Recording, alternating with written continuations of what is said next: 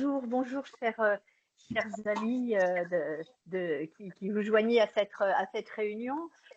Donc, je voudrais que vous excusiez mon absence physique à la MIF ce matin, mais c'est compliqué. J'ai un rendez-vous après cette réunion cet après-midi. Donc, je souhaite vraiment vous remercier de votre présence et des nombreuses inscriptions et de l'intérêt que vous portez naturellement aux travaux de la MIF. Alors, pour ceux qui ne nous connaîtraient pas, alors l'Association des maires d'Île-de-France, la MIF, c'est une association d'élus et qui a cette particularité d'être transpartisane, donc d'élus du bloc communal. Elle est indépendante de l'autorité de l'Association des maires de France, de l'AMF. Et nous travaillons en proximité sur l'ensemble du champ de compétences des locaux, qu'il s'agisse des élus locaux, qu'il s'agisse des finances, du développement économique, de la santé, de la sécurité. Vous aurez l'occasion sans doute de le voir tout au cours de ce mandat. Alors au quotidien, eh bien, l'AMIF, c'est environ 1000 communes adhérentes. Nous avons 12 commissions permanentes et 5 groupes de travail qui se réunissent plusieurs fois par an sous l'égide donc d'élus référents, et ça nous permet d'échanger sur l'actualité législative, de partager de bonnes pratiques entre élus et de faire remonter vos problématiques de terrain ou encore de se former aux enjeux de demain. Et ils sont nombreux. Alors, ces commissions, elles sont dédiées aux élus adhérents.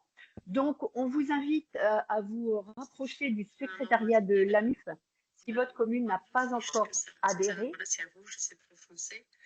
pour profiter de l'ensemble des services. Ah, est-ce que les micros peuvent être coupés, s'il vous plaît? Mais voilà, merci beaucoup. Donc, l'AMIF propose, comme son nom l'indique, des ateliers pour le début de mandat. Ces ateliers vont se dérouler d'aujourd'hui à juillet 2026. Ils sont ouverts à tous les élus, adhérents ou non, afin de vous permettre de vous former dans votre prise de fonction et de vous fournir un aperçu de ce qui se passe dans nos commissions. Pour découvrir ce programme des ateliers de début de mandat, vous pouvez vous rendre sur le site qui est lamifassociation.asso.fr à la rubrique Être maire aujourd'hui et puis programme des ateliers de début de mandat. Donc, vous aurez le programme complet. Et puis, l'AMIF, c'est naturellement un temps fort qui se déroule généralement au mois de juin avec un salon annuel qui se tient encore cette année au Parc des Expositions de Paris, porte de Versailles. Et donc, je vous invite à prendre note de ces dates pour cette année. Ce sont les 2 et 3 juin. L'adresse de notre site, donc, salon-amif.fr, pour y découvrir le programme de l'AMIF, donc, qui est dédié aux clés pour réussir un début de mandat. Et je précise que l'accès au salon est totalement gratuit. Voilà, une fois ces présentations générales faites, donc l'atelier du jour, nous avons aujourd'hui le plaisir d'accueillir Adrien Serre, qui est consultant finance et secteur public et fondateur du cabinet Serfi. Donc, je le remercie beaucoup de sa présence et de nous accompagner dans cet atelier, voilà, qui va vous permettre de découvrir ce qui se passe en début de mandat, quand on découvre quelquefois, peut-être pour certains d'entre vous, ce que c'est qu'un budget communal. Alors, je crois que Guillaume vous l'a dit tout à l'heure, nous vous remercions de bien vouloir couper vos micros pour éviter les nuisances sonores. Naturellement, si vous avez des questions à poser, vous les réactiverez avec votre caméra. Donc, Adrien Serre va d'abord intervenir une quarantaine de minutes avant de laisser place à vos questions. Et vous pourrez à ce moment-là utiliser l'outil Je lève la main pour poser vos questions. On précise que le webinaire d'aujourd'hui est enregistré. Il sera ensuite accessible sur le site de l'AMIF, mais uniquement en rediffusion aux collectivités adhérentes. Mais nous pourrons toujours vous envoyer le support de présentation aujourd'hui à l'issue de ce webinaire. Eh bien, je vous souhaite à tous et toutes un très bon atelier et je laisse la parole à Adrien Serre, que je remercie de nouveau.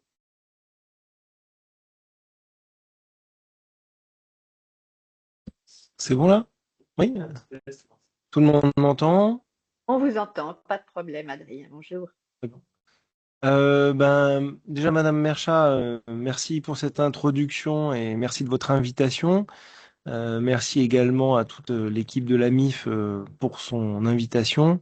Et puis, je voulais aussi féliciter l'ensemble des nouveaux élus, que vous soyez sur place dans les locaux de la MIF ou bien en distanciel. Toutes mes félicitations suite aux élections municipales de mars dernier. Vous êtes à la tête, j'en parlais avec les élus présents dans les locaux, à la tête d'un défi dans l'animation de la démocratie locale, mais également dans la production des services publics locaux de proximité, qui pour la plupart sont de qualité. Et c'est un vrai défi qui s'offre à vous pour le prochain mandat de 6 à 7 ans, je crois, puisqu'il y a une question sur la fin du mandat. Aujourd'hui, et à l'invitation de Guillaume que je remercie, on doit étudier le sujet, décrypter mon budget et mes principales ressources budgétaires. Euh, alors, peut-être pour commencer tout de suite, et en effet, comme c'était rappelé, c'est le premier atelier finance de ces ateliers de début de mandat, hein. Il y en a un certain nombre d'autres de prévus, et notamment, je crois, un atelier sur la programmation pluriannuelle des investissements en juin. Mais je voulais vous proposer peut-être de rappeler quels étaient les enjeux qui avaient été identifiés suite aux élections, ensuite de regarder la partie décrypter mon budget, et puis une dernière partie sur les ressources et contraintes qui sont éventuellement mobilisables dans le cadre du budget. Euh, un premier point, les enjeux suite aux élections municipales. Il y a en décembre, donc un peu avant les élections municipales, le Sénat et Ipsos ont réalisé un certain nombre ont réalisé un petit sondage sur les mesures prioritaires en matière de budget et de finances et de fiscalité. Quelles seraient-elles pour les élus qui seraient prochainement élus? Ce qui est intéressant, c'est de voir que dans les premiers éléments d'attention, les points qui ressortaient comme étant prioritaires, c'était la recherche de subventions, la maîtrise de la masse salariale et la réduction des dépenses publiques. Vous le voyez, c'est dans le petit encadré à côté. Euh, on a pu, par rapport à d'autres périodes précédentes, hein, je revois les élections de 2008, de 2014, ces préoccupations, alors recherche de subventions, ça a toujours été une préoccupation, mais maîtrise de la masse salariale et réduction des dépenses publiques, alors c'est pas des sujets nouveaux, mais par rapport aux précédentes élections, ça peut apparaître comme des sujets qui sont des sujets plus de gestionnaires, et c'est vrai que là, par rapport au panel qui était des élus interrogés, ça montre bien une prise de conscience de certains élus sur la nécessité de maîtriser la masse salariale et de réduire les dépenses publiques. C'est des enjeux qui sont en lien avec le contexte des finances publiques nationales et locales, qui sont marquées globalement par une situation dégradée. Quand on parle de situation dégradée, aujourd'hui, le déficit cible de la France n'est pas atteint. On a un endettement national de un peu plus de 3500 milliards d'euros et qui représente, on a dépassé les 120 points de PIB. Donc on est dans des niveaux de poids de la dette et du poids du déficit qui sont des niveaux qu'on n'a jusqu'à présent pas connus. Euh, et à l'intérieur de ça, c'est important de le rappeler, la part relative de l'endettement des collectivités a diminué. Le montant a progressé, mais la part relative des collectivités dans l'endettement national est passée en dessous de 10%. On représente à peu près aujourd'hui moins de 300 milliards d'euros. Euh, on reviendra sur cette question de l'endettement des collectivités, notamment pour savoir quelle est sa soutenabilité. Aujourd'hui, le segment des collectivités est géré par l'État comme un segment complémentaire aux dépenses de sécurité sociale et aux dépenses de l'État, qui permet le pilotage global des finances publiques.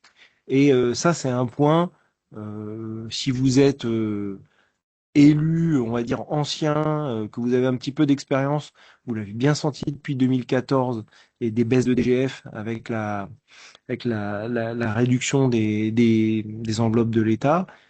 Si vous êtes élu récemment en place, on va souvent vous parler de DGF, on va souvent vous parler des concours financiers de l'État qui sont en baisse, et le millésime 2026, à cet égard, est pas meilleur que les autres, il est peut-être même pire. Vous avez reçu, je pense, vos notifications de DGF la semaine dernière ou il y a 15 jours. On avait déjà eu un certain nombre de simulations. Le millésime 2026 n'est pas bon, malgré voilà, une communication assez large de l'État sur la stabilité de l'enveloppe de DGF. Mais entre, on le sait, les évolutions internes et puis comment évolue les concours financiers de l'État, c'est compliqué. De toute façon, on va également le voir quand on va parler des dotations ciblées de l'État sur ces questions-là. Voilà, donc petite introduction sur cette question des finances publiques et puis également les préoccupations qui avaient pu émerger sur recherche de subventions, maîtrise de la masse salariale et réduction des dépenses publiques. Euh, Comme c'était précisé, hein, j'essaye de vous faire une présentation pendant une quarantaine de minutes et puis après, on échangera sur la base hein, de votre possibilité de lever la main. Alors, peut-être pour commencer, décrypter son budget. Le budget, c'est un document. Avant tout, hein, le budget, c'est un acte politique et de prévision qui est passé en conseil municipal et qui va vous permettre d'engager un certain nombre de dépenses et d'aller chercher l'encaissement d'un certain nombre de recettes. Ça, c'est la dimension juridique. Après, dans décrypter mon budget, euh, j'ai pensé que la question, c'était de savoir le lire et de savoir ce qu'il y a à l'intérieur. Alors, déjà, un premier point, les règles du jeu dans un budget, il y a certaines règles budgétaires, d'équilibre, d'annualité, de sincérité, et il y en a deux, trois autres. Euh, L'idée, c'est de savoir que voilà, on joue avec un certain nombre de règles, mais je pense que aujourd'hui, ce qu'il faut avoir à l'esprit, c'est qu'on ait une vision assez pratico-pratique de ce qu'est un budget. Alors, le budget d'une collectivité, déjà, a priori, il y a un budget principal. Mais il peut y avoir aussi d'autres budgets, et notamment des budgets annexes qui sont qui relèvent soit de services publics à caractère administratif, soit de ce qu'on appelle des SPIC. Donc dans les SPA, vous allez trouver par exemple le CCAS, la Caisse des écoles pour des communes. Et puis par exemple pour le SPIC, vous allez peut-être trouver donc des services publics industriels et commerciaux. Vous allez peut-être trouver des budgets de cinéma, de parking, de développement économique. Voilà. Il faut avoir à l'esprit que il n'est pas invraisemblable parfois que les enjeux budgétaires ou les enjeux financiers sont peut-être parfois autant dans le budget annexe que dans les budgets principaux. Donc ça, il faut vraiment avoir cette vision en se disant euh, le budget et les finances en fait de ma commune. Il faut bien aller voir l'entièreté des documents budgétaires, budget principal et budget annexe, pour en avoir une vision, ce qu'on appelle consolidée, mais pour en avoir une vision exhaustive.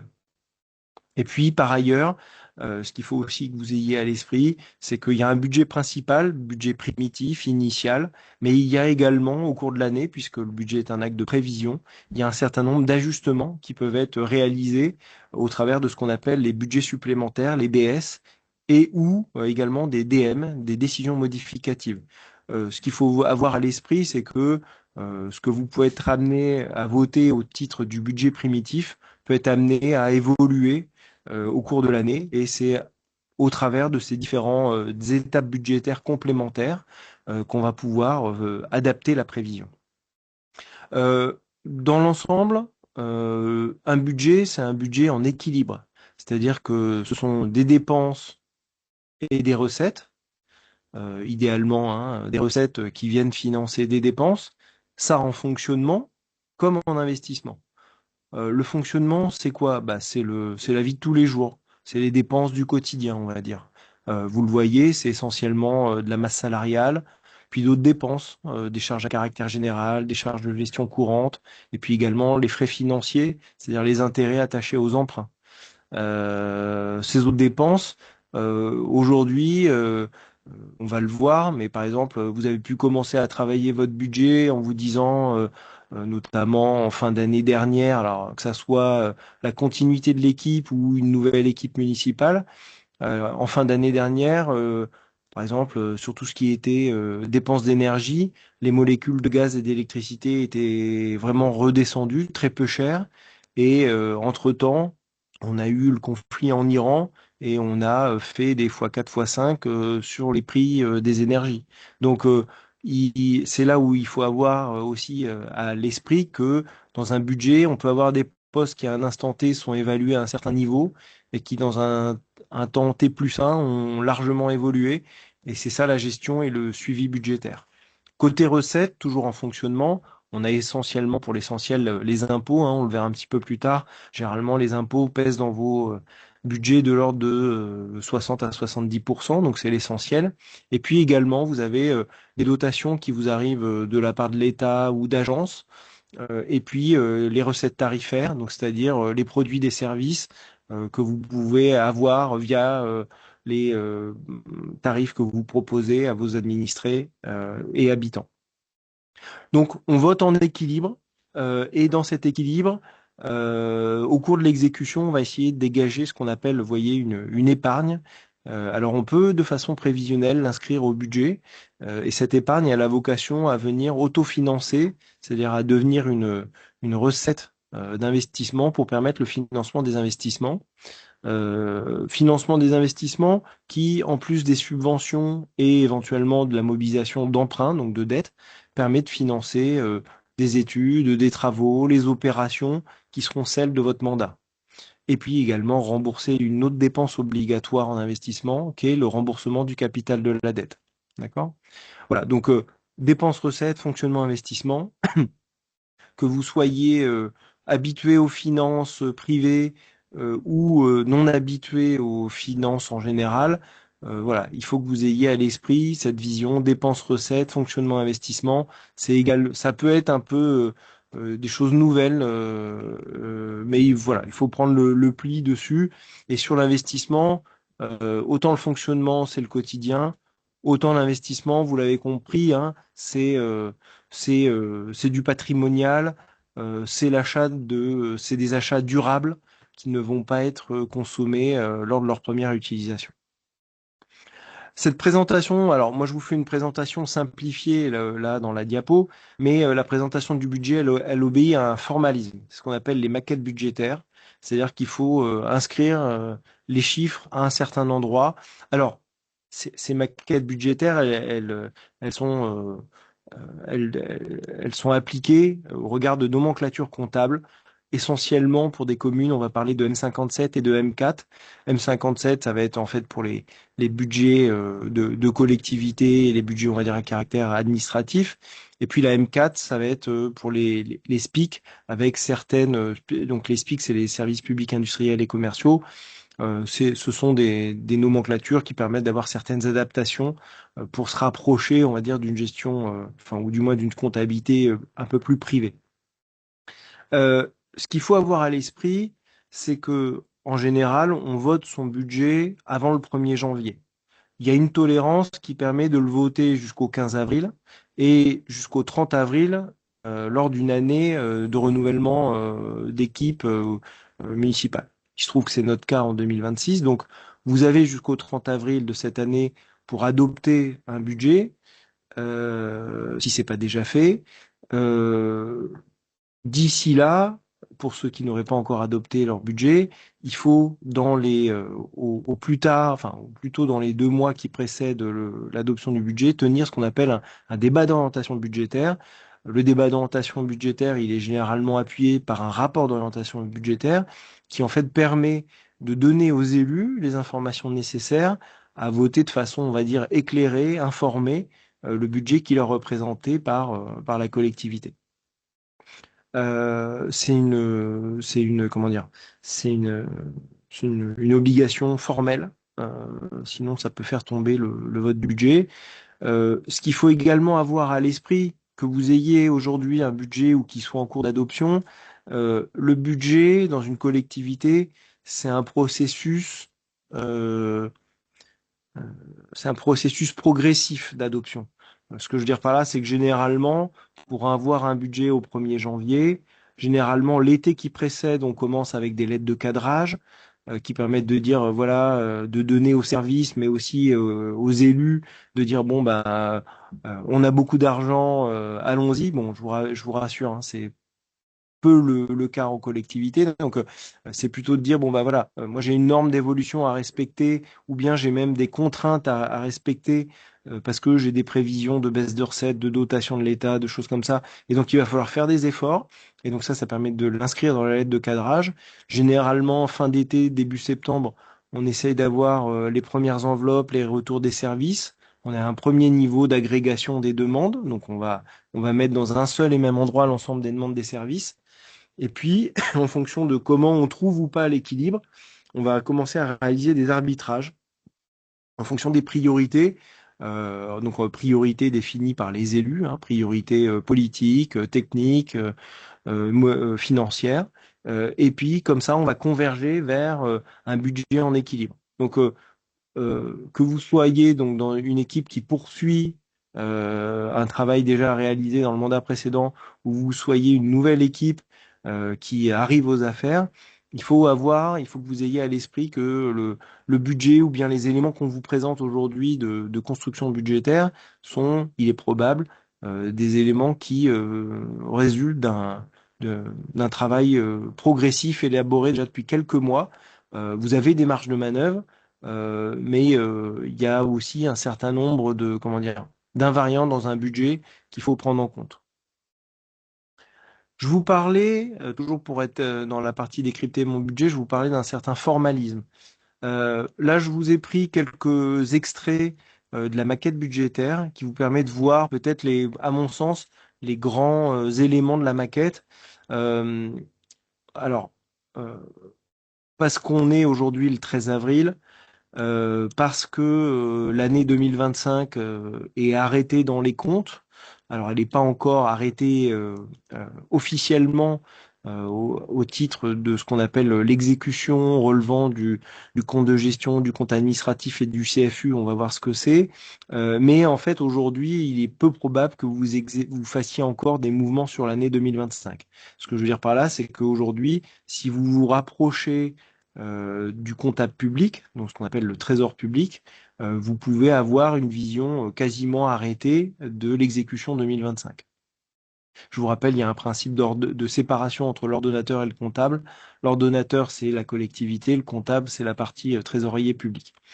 Euh, donc aujourd'hui, dans votre maquette budgétaire, il est probable que vous commenciez par, si vous n'avez pas encore adopté votre budget, que vous puissiez, c'est une technique qui est la possibilité de reprendre par anticipation les résultats antérieurs. Donc vous allez avoir, par exemple, le document que vous avez à côté qui permet de voir quels sont les résultats à l'issue de l'année 2025. Donc ça va vous permettre, alors généralement on l'espère, de pouvoir financer de façon complémentaire le budget 2026 si les résultats en fonctionnement comme en investissement sont excédentaires. Si ce n'est pas le cas, il va falloir que vous financiez avec vos ressources 2026 les résultats déficitaires éventuellement reportés.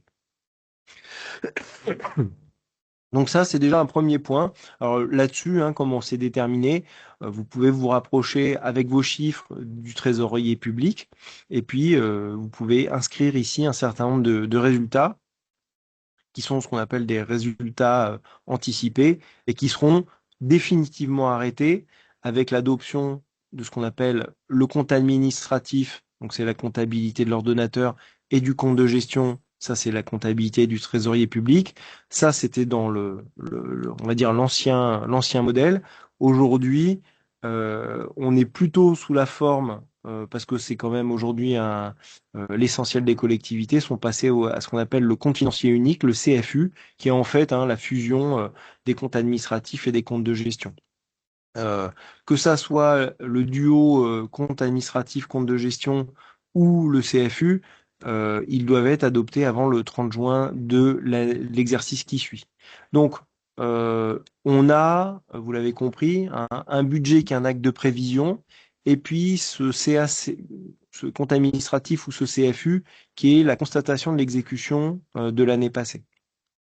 Petit rappel également, pour les communes de plus de 3500 habitants, l'année de renouvellement des équipes municipales, il y a l'obligation d'adopter un RBF, ce qu'on appelle un règlement budgétaire et financier, avant la première délibération budgétaire. Le règlement budgétaire et financier, c'est les règles du jeu budgétaire et comptable de votre budget, avec notamment deux éléments généralement qui sont souvent repris dans ce qu'on appelle les RBF, donc les règlements budgétaires et financiers, à savoir comment s'opèrent les engagements, avec un point central de la comptabilité d'engagement, et puis si vous en faites, les APCP, c'est-à-dire comment on gère la pluriannualité.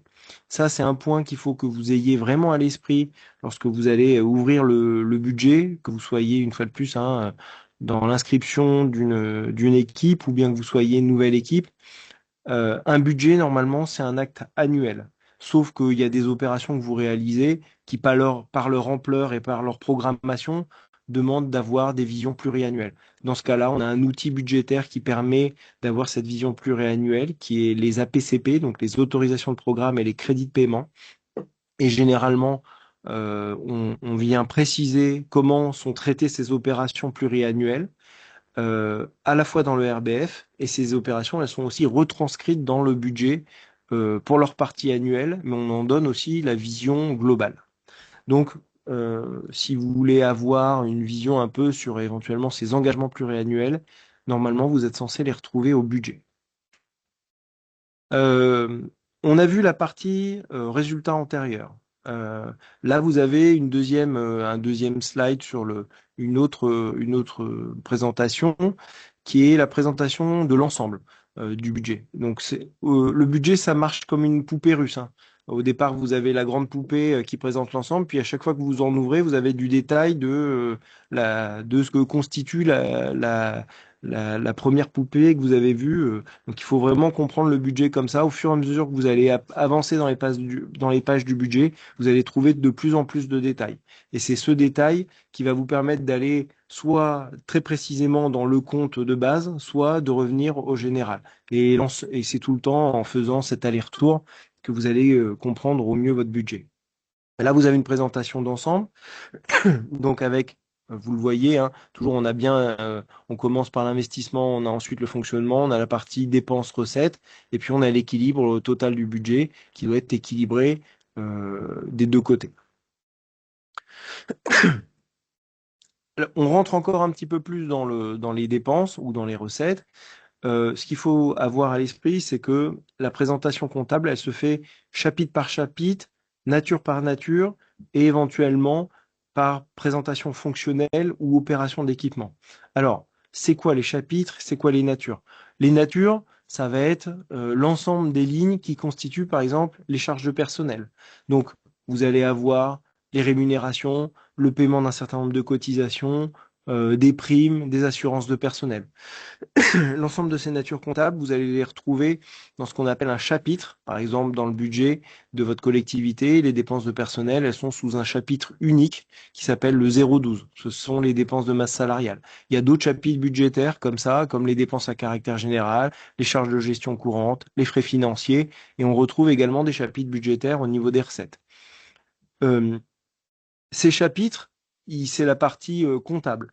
Pour essayer de leur donner du sens, on a la possibilité de travailler avec ce qu'on appelle une présentation fonctionnelle. Ça va être de dire, bah, je vais dépenser de l'alimentation, mais je vais le dépenser pour les crèches. Je vais les dépenser pour le menu des anciens combattants. Je vais le dépenser pour une sortie scolaire.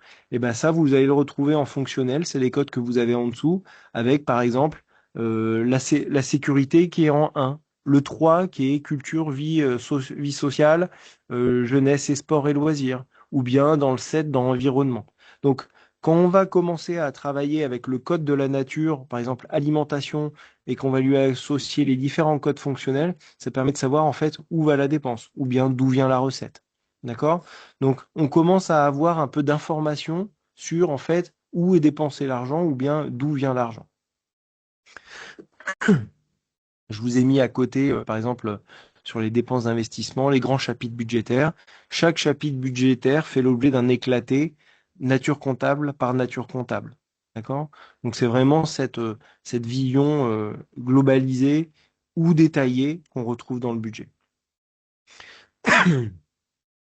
On a un principe de spécialité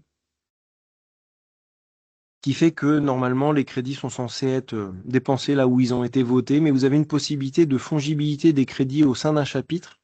Et puis également, un élément qu'il ne faut pas oublier de voter lors de l'adoption du budget, c'est une possibilité, mais c'est vrai que ça rend service, c'est la possibilité de faire de la fongibilité entre chapitres à hauteur de 7,5%. Ça permet éventuellement d'éviter une DM, sauf bien sûr pour le chapitre des dépenses de personnel qui lui reste un chapitre, on va dire, gelé. Un petit élément sur le budget vert. Alors, depuis 2025, et ça sur les comptes 2024, vous avez une obligation de présenter une annexe lors de l'exécution sur le budget vert qui permet de mesurer l'impact environnemental des dépenses avec une volonté en fait d'intégrer les enjeux environnementaux dans le pilotage financier des politiques publiques. C'est une obligation qui est progressive et renforcée depuis 2025. Je vous en parle parce que vous allez voir quand on va parler des ressources un petit peu plus loin, c'est un axe aujourd'hui d'optimisation des ressources des collectivités.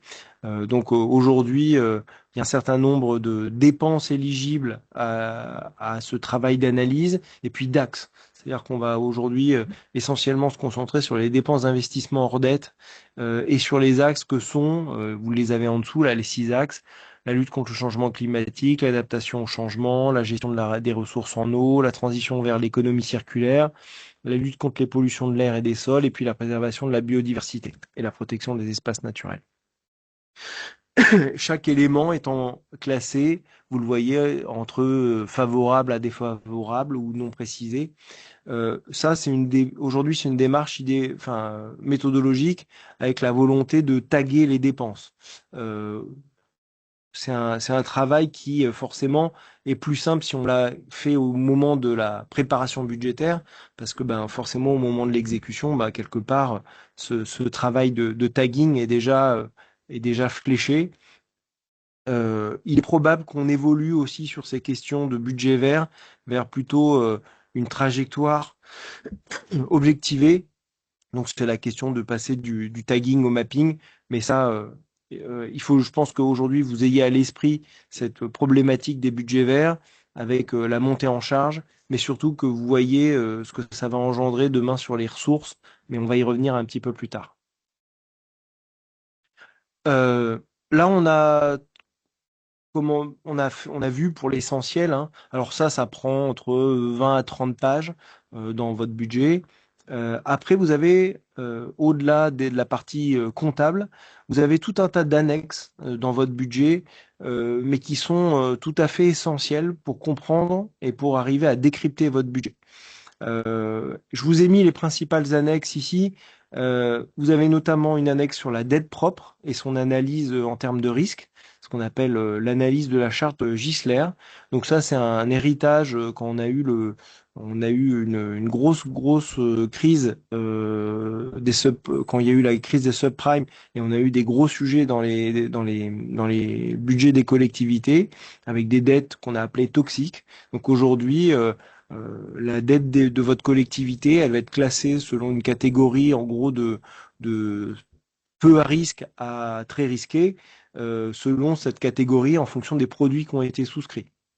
Vous avez aussi l'état de la dette garantie.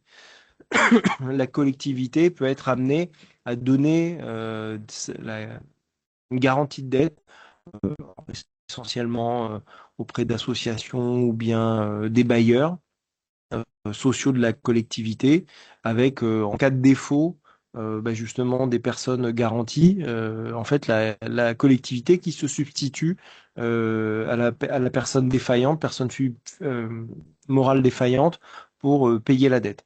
Aujourd'hui, il y a des règles qui existent sur comment opérer la dette garantie. Et c'est un élément qu'il faut avoir en visibilité au titre des engagements hors bilan.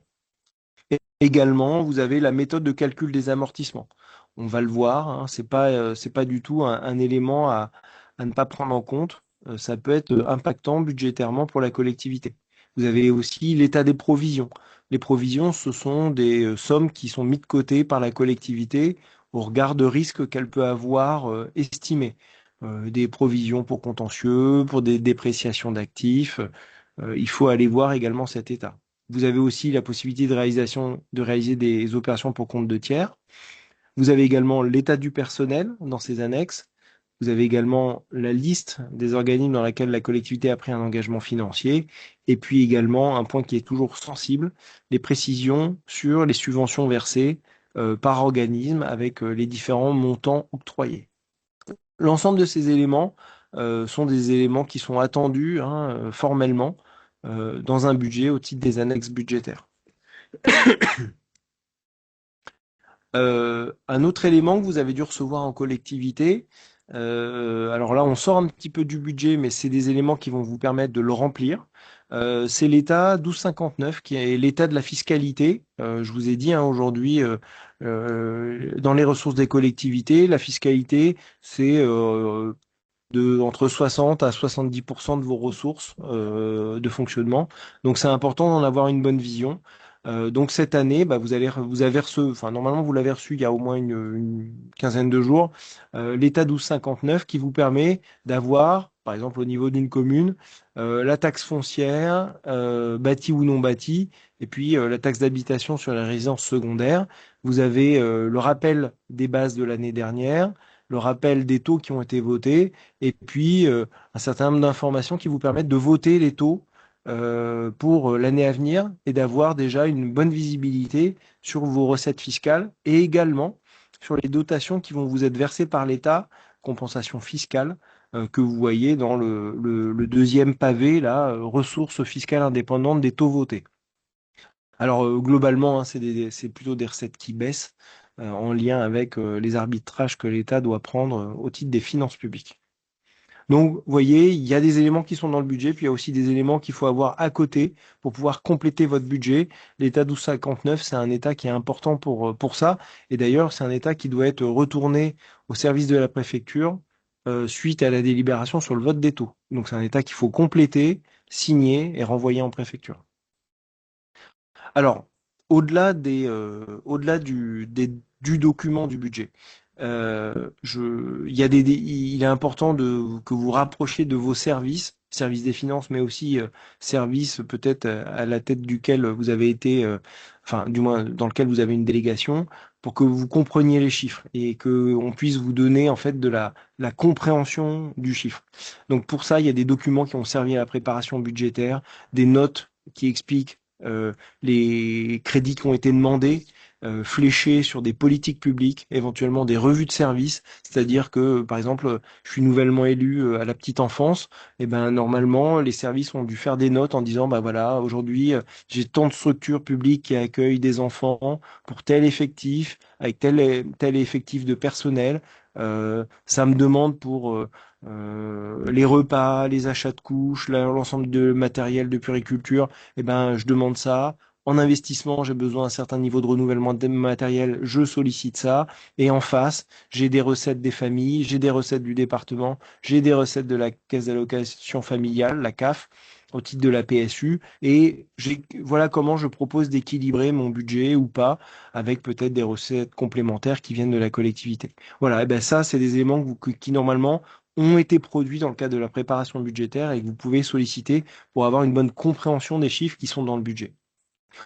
Au-delà de la comptabilité, il y a aussi ce qu'on appelle de la comptabilité analytique. Je vous ai dit, il y a des lignes de nature comptable qui peuvent être éventuellement complétées par une vision fonctionnelle. Je vous ai dit, sécurité, environnement, enfin les différents codes fonctionnels. La collectivité a pu développer au-delà de ce qu'on appelle une comptabilité analytique qui permet d'avoir une vision beaucoup plus précise, peut-être par établissement, peut-être par politique publique. Donc ça dépend de comment ça a été travaillé au niveau de la collectivité.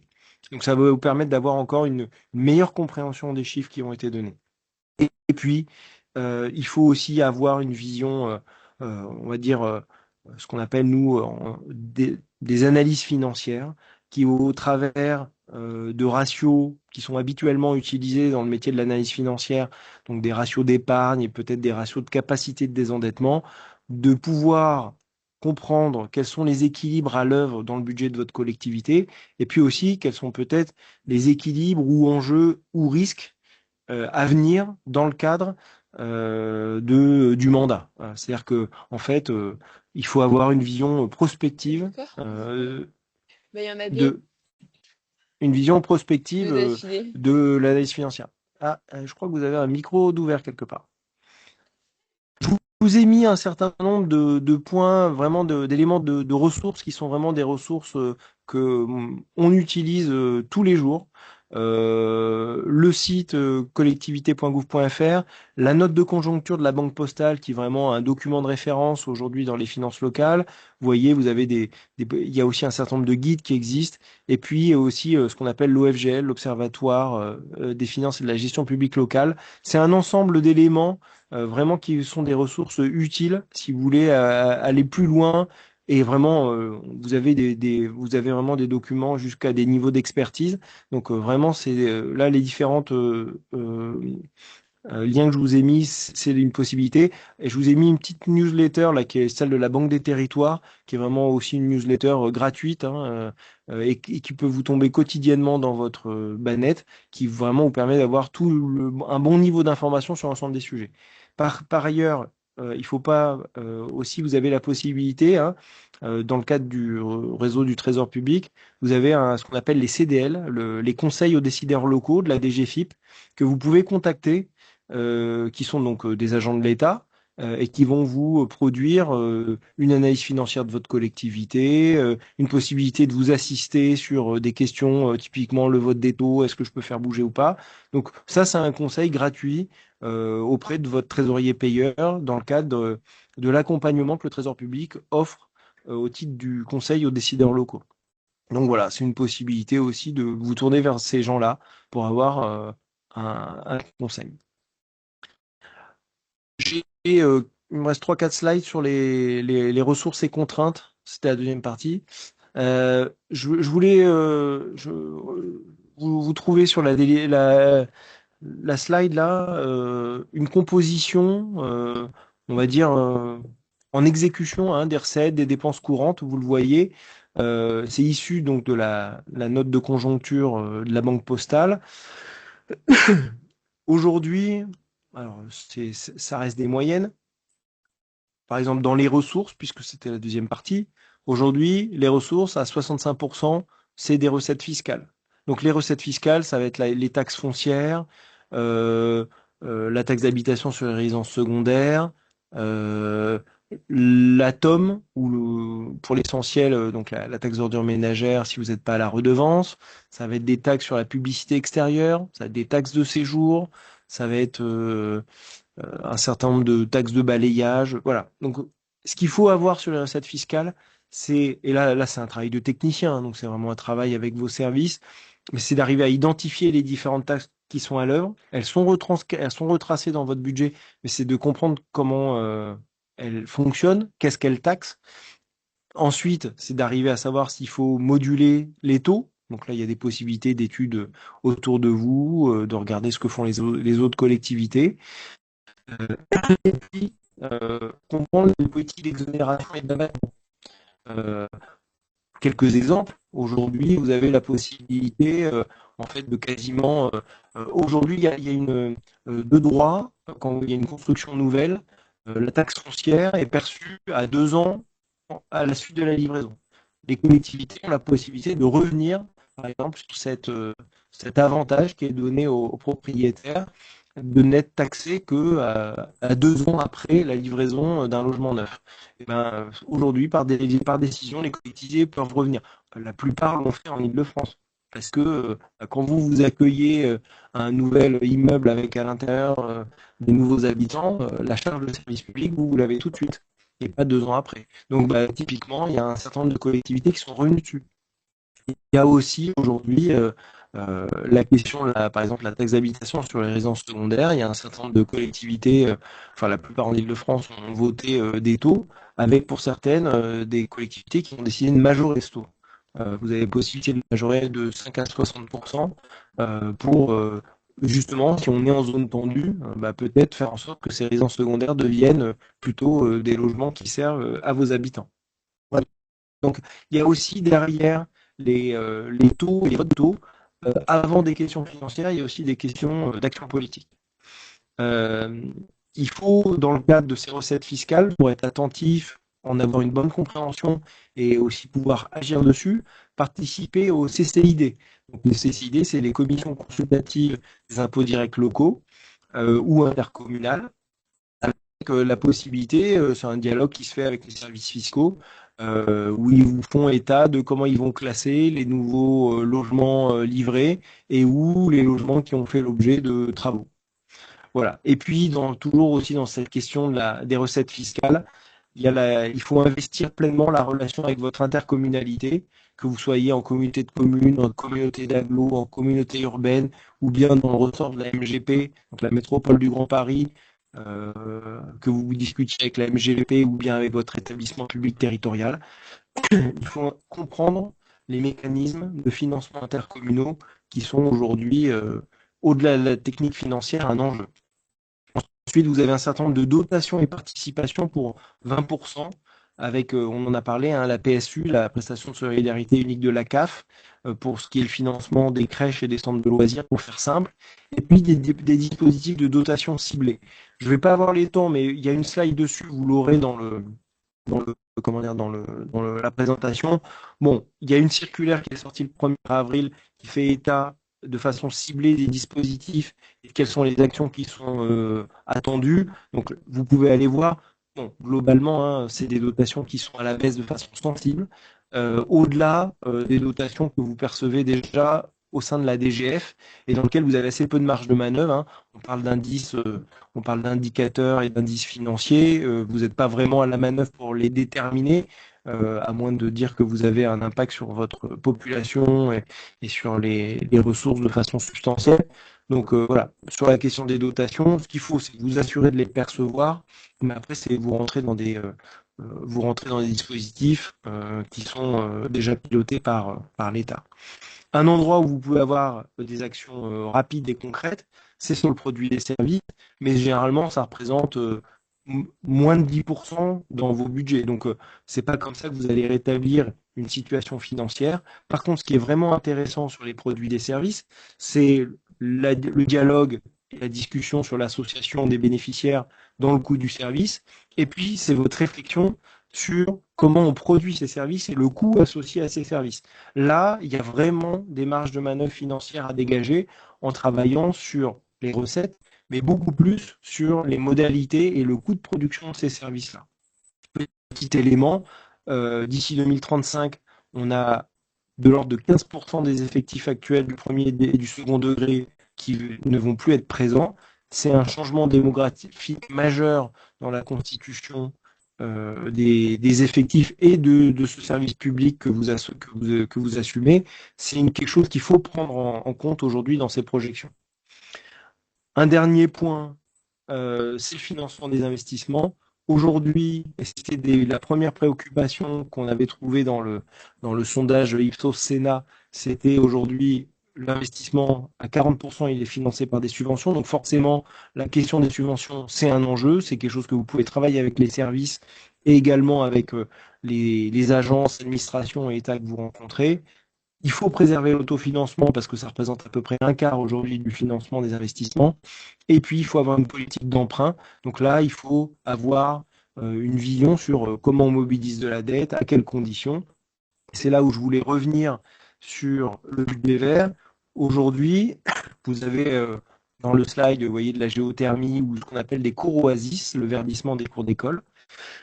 Au-delà des bénéfices tirés pour le territoire et les habitants et éventuellement la notoriété de la collectivité, des budgets verts, c'est des optimisations en termes d'enveloppe de subvention, c'est de l'optimisation en termes de conditions d'emprunt.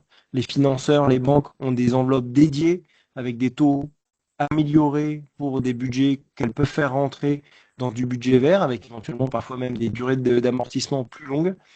C'est aussi, et là il faut vraiment avoir une vision en coût complet d'une opération, ça peut être plus cher à l'instant T de l'investissement, mais dans le temps et dans les conditions d'exercice, d'utilisation, ça peut être moins cher, donc il faut vraiment avoir une vision en coût complet des opérations qui peuvent éventuellement rentrer dans le budget vert. Et puis, ça peut être aussi un sujet d'amélioration du solde budgétaire des amortissements.